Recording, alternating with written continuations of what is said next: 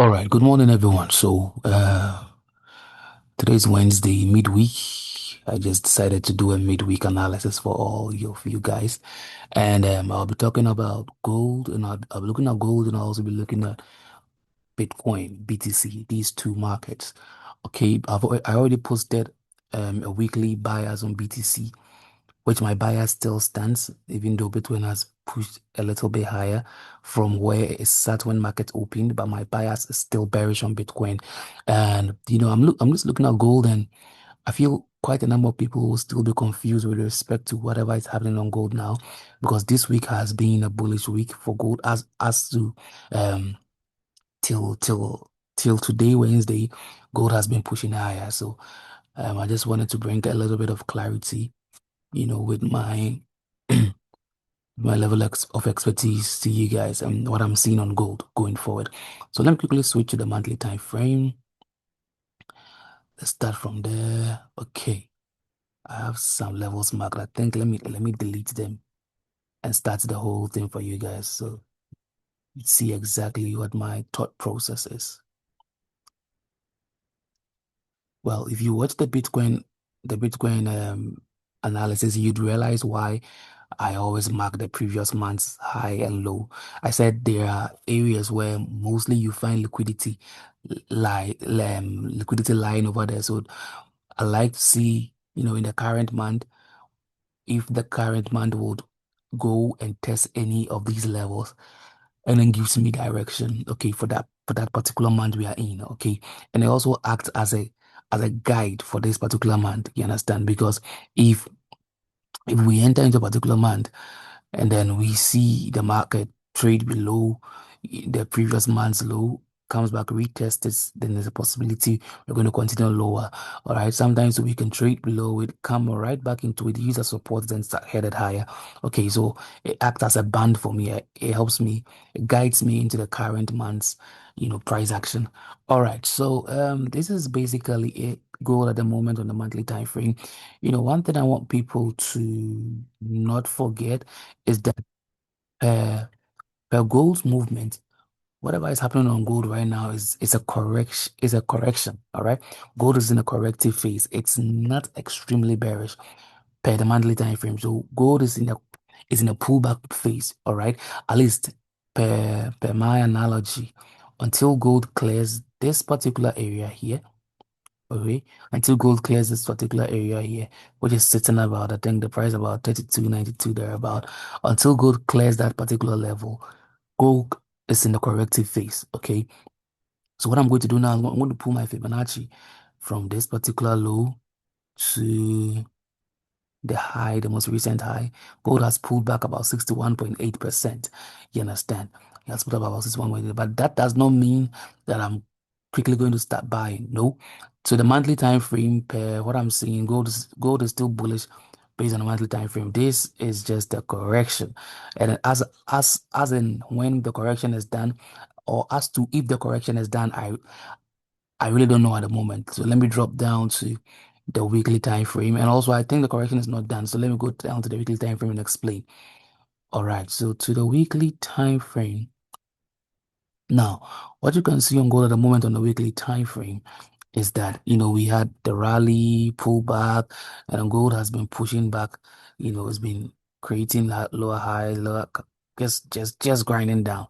Now, the only time I would, I would say the rally the pullback on gold is done is if gold closes above, what's the price? Above 4,200 on a weekly close. If we get a weekly price close above 4,200, that is when I would say the rally, the correction on gold is done and the new bottom is in. And that would mean market participants would have to start looking to buy gold extensively. So if we see a weekly close above 4,002, then that is when the the correction on gold will be done for me. Then I'll start looking to buy gold extensively higher. But until then, gold is still in the correction. Okay, gold is still in the correction. This area happens to be uh happens to be a resistance area that this particular week gold is trading into. So let's see, gold could easily reject from this particular area and start heading lower for a deeper correction. You understand? So I see quite a number of people excited that the bottom is in, the bottom is in. I don't think so yet. I would want to see, I'd want to see, this particular level get closed. I want to see here get broken. If gold can break this particular price higher and close above it on the weekly close, then the bottom will be in for me. All right. So let me now drop down to the daily time frame. Let's see. What is happening? Sorry, guys. So on the daily time frame, I think I can draw a trend line. I can see a trend line. I can see let me connect to the first one. I can see a trend line. Let me connect inner one. Connect the inner one. Yes, and I draw my trend lines by using I use the line chart when I'm drawing trend lines because it uses the price closest for me. Okay, so from the inner one, what we can see is gold is testing the trend line, and this is like a third touch of the trend line. Let me switch to the. You can see gold is having a third touch. Inner one, this is one.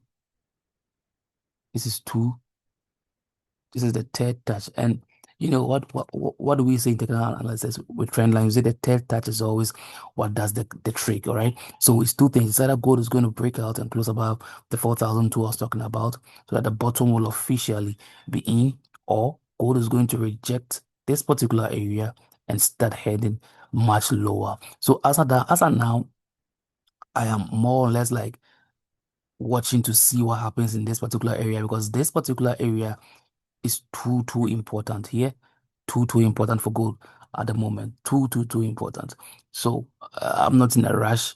I actually want to buy gold. I want to buy gold because if gold starts buying, it's going to be amazing. There, if gold starts buying, I think my next level target on gold is about 7,000 dollars. Yes, that's where I'll be expecting gold to head to. So it's going to be great if gold starts buying, but I'm not going to rush it because the current technical flow is that gold is still in the corrective phase. You understand? Let me drop down to the 4 hour.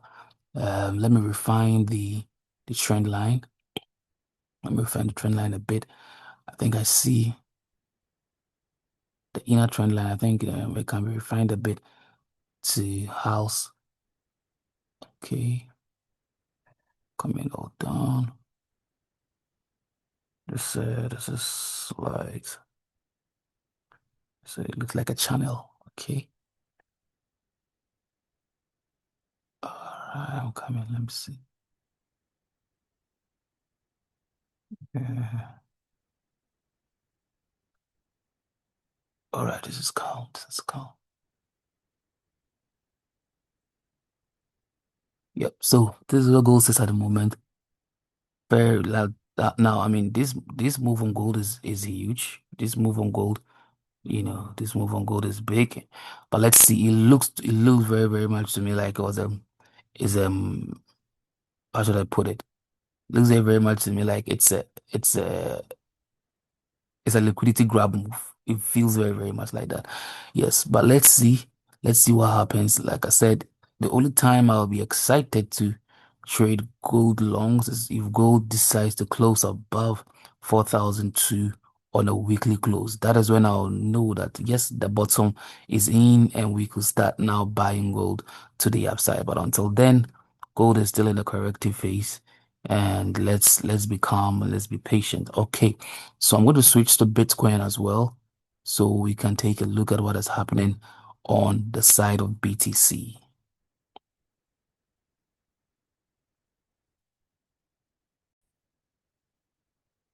All right, so on the side of Bitcoin, nothing much has changed for me.